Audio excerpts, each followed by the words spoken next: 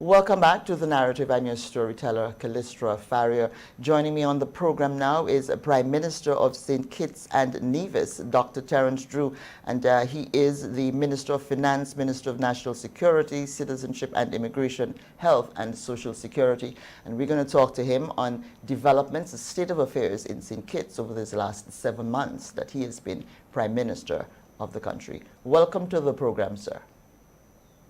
Thank you very much, Calistro. It is indeed a pleasure to be back with you once again after 7 months of being in government. Well, certainly it might be strange to say congratulations 7 months later, but congratulations. The last time you were here, you were political leader of the Labour in Yeah. St. Kitts, and now you're Prime Minister. So Thank um, you. good to have you on. Now, in these last 7 months, I'm sure you've had a lot of challenges to deal with. Let's start with what it's been like and the state of affairs that you have had to deal with coming into the government that you've had to deal with. Right. Thank you very much. First of all, let me say that we came in and we were, of course, poised and ready to take on the mantle of leadership. The people had, of course, invested their confidence in us, and I want to thank the people for doing that. Also, I want to say that our team has been tremendous. I want to thank those who are with me, or my ministers, and those who serve this government. They have been doing an excellent job. Let me say, when we got into government and we look at what was taking place, we met a deficit. That had been a deficit that had been developed during 2022 up to the point that when we took office. And that, of course, presented some difficult challenges in terms of the economy. We also would have encountered a country that had restrictions for COVID 19 that were unnecessary. And as a result, that hurt our tourism industry. If you were to look at the numbers, Calistro, you'll realize that St. Kitts and Nevis is lagging a bit behind the rest of the OECS territories because of that decision that was taken by the former government. Of course, it was a political decision. They sought to keep the restrictions in place to prevent persons from exercising their franchise, and we sought to prevent persons from coming into St. Kitts and Nevis to participate in the elections as they had done in 2020. So yes, we met a deficit. We met an economy that had needed a lot of work. We met a country that had restrictions that were unnecessary. And the other thing that I want to highlight is that we met a lot of instances of corruption, in the sense that, for example, our own development bank, where we did a forensic audit and we are easily missing over $20 million. And that seemed to have been a trend throughout the government. Since then, we have been able to stabilize the development bank.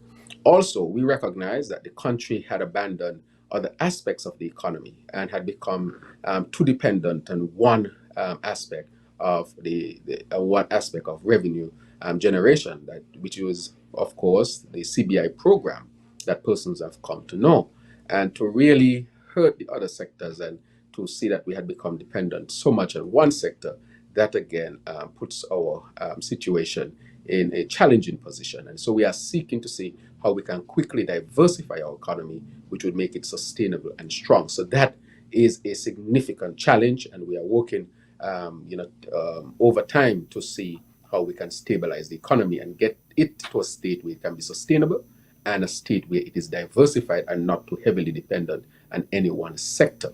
And so we have been to work with respect to that as well. And economic diversification, what are the areas that you are looking to? I mean, CBI is a big chunk of your earnings, and you said tourism was down because of the restrictions. What other areas are you looking at?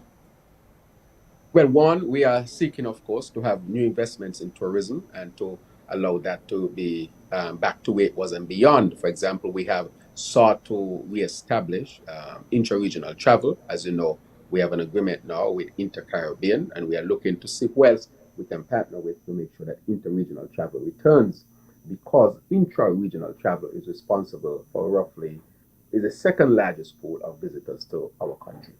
The other thing, we are looking at energy and looking at energy as a sector, renewable energy, of course. And so we are looking at the geothermal. We are now we have just received 6.8 million US dollars, close to 17 million US dollars, to invest in geothermal on NEVIS, which will be um, used as a national asset so that St. Kitts can also benefit. And we are looking at that sustainable, cheaper source of energy to help to power our economy. So we are looking at energy as a sector as well. We are investing once again in our agricultural sector so that we can diversify. We used to have a small manufacturing sectors in orchestra. I think it's a NEVIS was leading in the OECS at one point in terms of exports to the United States, in terms of light manufacturing products. A number of our factories closed down over the last 2 years. And so we are seeking once again to reestablish our industrial path and to once again have investments there. We are looking at our financial sector and how we can really use that to expand what we have here in St. Kitts and Nevis. We think we can offer more in that area, for example.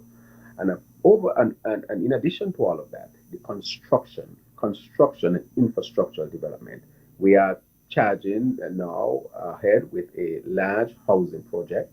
We'll also have on books our Bass Day High School, which will be a large project, our new smart hospital, which is also a large project. So we are intending to have the housing, these two large projects going forward, along with other infrastructural development. And also, we are pursuing investments in the tourist industry in terms of hotels. We are being approached by investors to do that. So we want to expand on tourism. We want to expand on agriculture, financial and services industry, our industrial culture to reestablish that, and of course, infrastructural development. And so, what we are trying to create here is what we call a sustainable island state, where renewable energy would be a fundamental part of it, and to make sure that we have the necessary platform for investments to come. So, we are seeking to diversify in many different ways. Prime Minister, you spoke of a housing program. Can you tell me when that is expected to begin and how many homes are you building? How many people are you catering for? Housing, a very important sector in any nation. So we have put a task force together, which is being headed by Ambassador Leonata. We are seeking to build a number of houses. In the first instance, about 600, and we want to get up to a few thousand. We are doing that because we know that people need houses, but also the building of houses would create jobs at all levels. It means you'll have the carpenters, the masons, the roofers, the plumbers, the electricians, the heavy equipment operators, painters, cabinet makers, or carpenters, as we mentioned before, would all have the opportunity to be involved and to be employed. In addition to that, we expect that there would be significant spin-off in the economy. And so we know that we have the basis for it. We have done the studies. We have cash in the bank, and the bank is putting an instrument together which would have facilitate persons getting loans and be able to invest in these homes, their own home. And so we are looking at a significant number. We had promised we'll reach about 2,000 housing solutions in our first term, and we're definitely putting things in place in order to achieve that. So that we think would be a major infrastructural project which will last a few years, a number of years, which would of course lead to significant employment, increase in revenues in the economy, and so forth. We expect it to have a tremendous positive impact on the GDP, and in other words, our people will be affected in their pockets, where I think it is significantly important. And the new hospital, you've already identified a location for it. You estimated the cost $23 million. You call it a smart hospital. What is that going to entail? Are we looking at Right. climate So change issues and stuff? correct.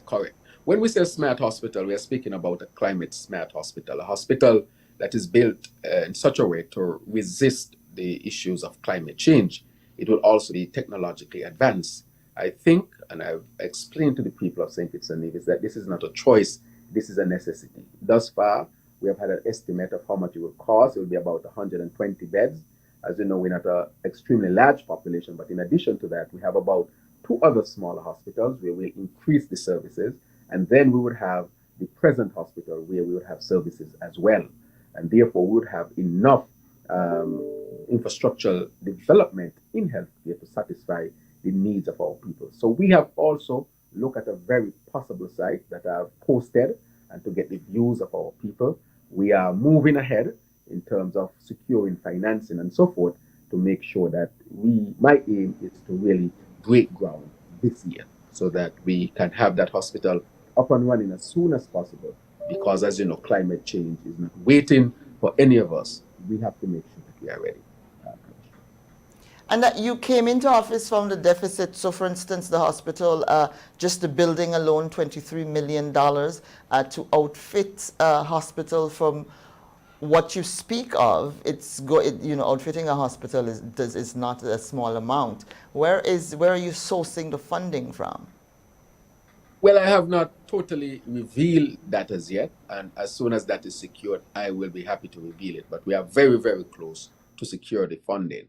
One of the things that we are looking at is a concessionary loan with very, very good terms at very low interest.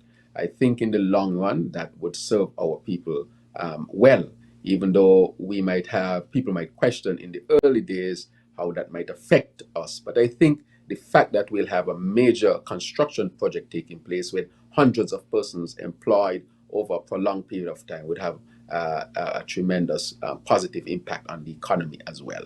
So as soon as we would have wrapped up the finances, I would be happy to report. But we are very close to it, just not ready to report it yet. Now, this year, 2023, will be your first full year in office. What sort of growth are you projecting as Minister of Finance? What sort of growth are you projecting, keeping in mind that the last IMF report gave an indication that, for instance, I know the countries of the Caribbean, we do in terms of tourism. The UK is one of our source markets. They were not projected to do very well this year. You're talking about reviving tourism. Would that have an impact on what your economy, and what sort of growth are you looking at for 2023, projected growth? Right. So thus far, we have predicted a growth of over 4%. And of course, you are right that there might be external factors that can temper that. And so we are keeping a very close eye on those things.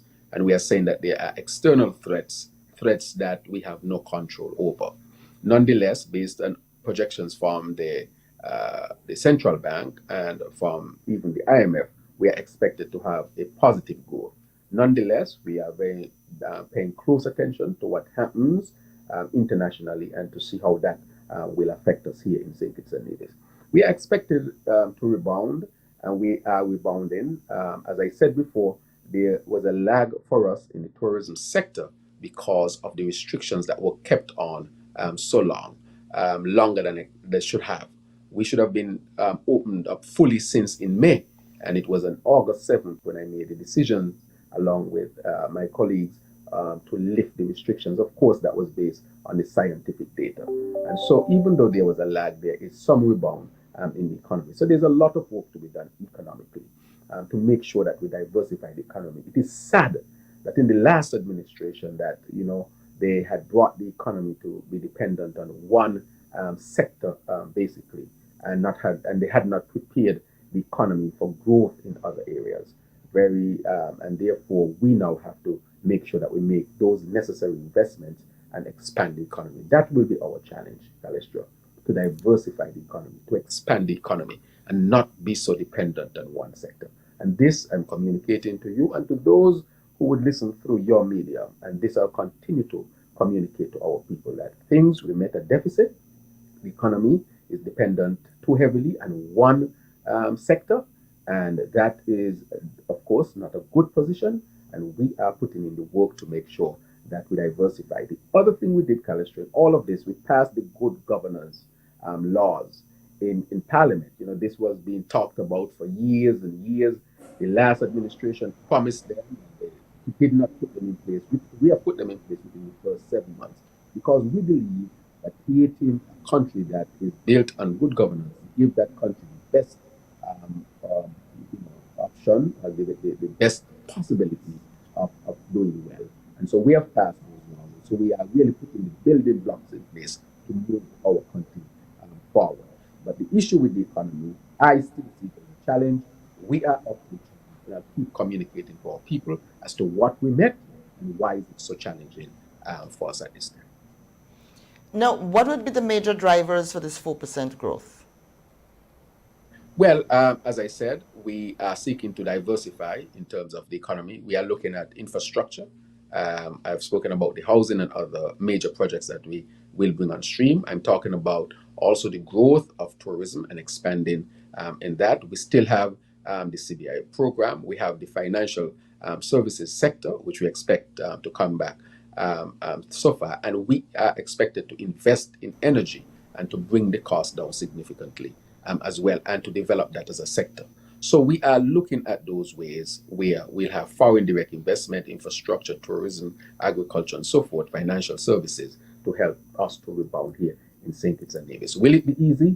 I will say no. It will be challenging because when you're seeking to diversify economy, an economy that had become so dependent on one sector, we had this situation when we used to be dependent on sugar, and we had vowed that we'll never ever go back to a situation like this because we remembered what happened in 2005 when sugar failed. And now, once again, because of bad management of the economy and the country, we are once again put in a position like that. And again, we have to step up to the plate and to seek to diversify the economy, to strengthen us so that we can become that sustainable island state that we have said that we wanted to, that we want to create. So those are the things we are looking at presently. Now, on intra-regional travel, that's a headache for leaders across the sub-region, getting your people moving. Since over the last 7 months, you spoke of the Inter-Caribbean airline now doing a deal with the government of St. Kitts and Nevis. What other measures have you put in place or other action that you have taken to improve access, air travel access in and out of St. Kitts? Right. So that has been the fundamental part that we have done. We have also launched a ferry service between St. Martin and the nearby Dutch islands. And that ferry service is doing very well. People are using that as a means to come to St. Kitts and Nevis. So it's not just through Inter-Caribbean, even though that was a major part of it. We are also discussing with other airlines, which we hope, and we are very close to making to reaching an agreement so that by the next tourist season, we'll have a major air carrier. We're hoping to have another major air carrier coming into St. Kitts and Nevis. Apart from that, we are also looking at other regional transportation companies. For example, we have been approached by two others, and we are willing to work with our OECS partners in looking for other solutions with respect to this. So fundamentally, it has been looking at other airline carriers to come into the region, looking also at ferry services coming into the region, and seeking also to expand in other markets so that that can also serve as a connection point within the region. So I would say that is where we are at. We have some more as we develop and we build out the interregional travel sector here in St. Kitts and Nevis.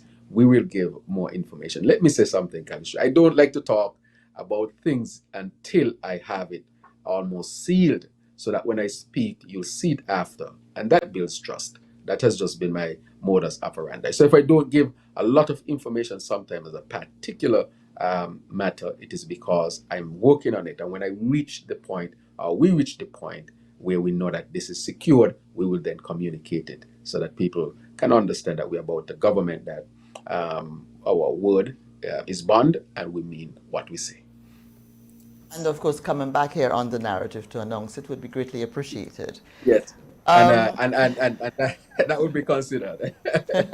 okay. Now, on the issue of immigration, migration, citizenship, and so on, you've had a difficult case come up over the last few weeks. A group of Haitians, I think 15 or so, landing on the shores of St. Kitts and Nevis. That matter is now before your court. A court has said the asylum case will go ahead. Your administration was making moves to have them deported, and injunction stopped that, and they are still in the country. Tell me how you intend to move forward with this. I'm assuming your Attorney General is representing the state in the legal matter, and it's before the courts. I'm not sure how much of that you can comment on. But the issue of Haitians and St. Kitts, what's your position there? Right. So let me say, first of all, that the Haitian people are our brothers and sisters. They historically they have suffered tremendously since their independence in the 18th century. We have always had a favorable position when it comes to our regional brothers and sisters. What has happened here is that we saw recently, we have had to deal with it from time to time, where persons will be traveling from one Caribbean island to a next, and sometimes their final destination may not be St. Kitts. But what had been reported is that they were on a boat, the boat engine had was giving trouble, they were drifting, and so our Coast Guard really had to save their lives. So it was a matter of saving them that really brought them to St. Kitts and Nevis. Once they got here, we took the decision that they should be treated humanely. We have put them up. We are feeding them healthy meals. We are also giving them the medical care. I think one of them is pregnant and would have gone to the gynecologist or obstetrician because, of course, our objective that that child, the unborn child, has the best opportunity to be born healthy and so forth. However, we had decided, the position has decided to get them back home. And as you know, an injunction was put in place. The injunction has now been discharged, and the case is to be heard. And so I wouldn't comment much more on it because there's a case to be heard. But just to say that our position here in St. Kitts and Nevis is that we will treat our brothers and sisters with the utmost respect and dignity, and to take care of them. It's a very expensive undertaking. Who is paying for their meals? Who is paying for their medical care? Who is paying for their stay? We are, the state is. But we have taken that position that we will take care of them and treat them well. So in the first instance, we did save their lives because of what was taking place, and we are proud of that. And so we'll wait until the court case go ahead. But nonetheless, we don't need a court case to tell us to treat them with dignity. But on the broader question of Haiti, as you know, the CARICOM has taken a particular position. It put out a communique after the last heads of government meeting in Bahamas. I think the issue is to strengthen Haiti as much as possible, to stabilize them so that they can once again be a place where the people would want to stay. And so we have that broader objective as a region. However, dealing with our specific issue, where it is quite expensive to really take care of our brothers and sisters, and we need a sustainable way in which to do it. We are a country of about 50,000 people. We are not very large, and so, of course, resources are limited, our possibilities are limited, but we do what we do still to treat our people with respect and dignity. And you may be getting a new citizen, because if that lady who's pregnant is there at the time of labor, the child will be born in St. Kitts and Nevis. And we'll welcome that child with all the love of our people. And then his or her mother would have to stay. Prime, Prime Minister, the CBI program, Citizenship by Investment, which you talked about it earlier and how dependent the country had become on it. One of the things that you've done in this for 7 months is to amend your legislation and to create new legislation to manage that sector. What is the remedy that this new body of legislation is seeking to provide for the sector? Tell me why you needed to change it. Right, really to strengthen the program and to demonstrate that we are serious about the program being acceptable on the international stage. When it comes to international security, we think that it should be important. We should make sure also, just like anything else, you'd have to upgrade from time to time, where you might have had loopholes in the law before, which allowed for certain things, you want to tighten those. And so we made the significant changes to make sure that we strengthen our program and to demonstrate that we are responsible international partners when it comes to the CBI. And so it was necessary to do that. It has when you change law, sometimes you will have commentary on it, and sometimes, of course, law is only fully accepted and understood once it goes into practice, and we understand that as well. But I think the changes that were made were significantly important because of new matters that we are dealing with, and that we had to strengthen it to make sure that we are staying ahead of the game when it comes to that sector. So we have changed a lot. So in general, it was to strengthen the program and make sure that we demonstrate that we are responsible international partners dealing with this type of program. And international countries who oppose CBI, because I know the region CBI, the countries that do CBI in the region have come under pressure. The European Parliament is seeking to put pressure, and the specter of sanctions hanging over our heads. The United States, you leaders have had to give a commitment to the United States to not process Russian applications. So the program seems to be under pressure from external forces. The legislation that you introduced, any of it, because you talk about the challenges that you're facing right now, any of it seeking to address some of because due diligence is one of the reasons why the European Parliament is saying that, changes have to be made. Does it address that? Seek to Yes, address that? yes, it does address that. We have always maintained that due diligence has to be a fundamental part of the program and should never ever be compromised. And so this legislation would strengthen that as well. And so we are also saying to international partners that we are willing to work with you to ensure that due diligence is at the best level that it can be at. And so from time to time, we will have to review to make sure that we are doing that. And that is why I said we have to be responsible partners with this particular program. Other countries and regions are looking at the program. As you know, we recently met with a delegation from the United States of America, all of the OECS prime ministers, where CBI is done. I would say that that meeting was a very fruitful meeting. We came out with an understanding with 6 points that we are to pursue. But I would say that St. Kitts and Nevis, we had already been along that path. And so we'll continue to move along that path to strengthen it. I would say we don't want to strengthen the program just to satisfy anybody outside only, but we want to do it for ourselves because we are a country of laws, believe in the rule of law, and where there might be weaknesses in any area, we want to strengthen them. Prime Minister, Yes. thank you so much for joining me on The Narrative. It was a pleasure to have you on, as always, and I look forward to having you on again. Thank you, sir. Thank you very much, Calistro, and I'm available. Take care, and greetings to all. Thanks. This is The Narrative. I'm your storyteller, Calistro Faria. I was speaking there to the Prime Minister of the Federation of St. Kitts and Nevis, Dr. Terence Drew. More when we come back.